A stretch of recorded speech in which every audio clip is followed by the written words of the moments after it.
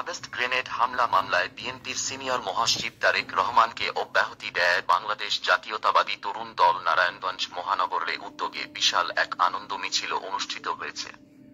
৬ December শুক্রবার বিকেলে শহরের খানপুর হাসপাতাল চত্বর থেকে মিছিলটি বের হয়ে কেন্দ্রীয় শহীদ মিনার হয়ে পুরো শহর প্রদক্ষিণ করে পুনরায় শহীদ মিনার চত্বরে শেষ হয়। তরুণ দলের আহ্বায়ক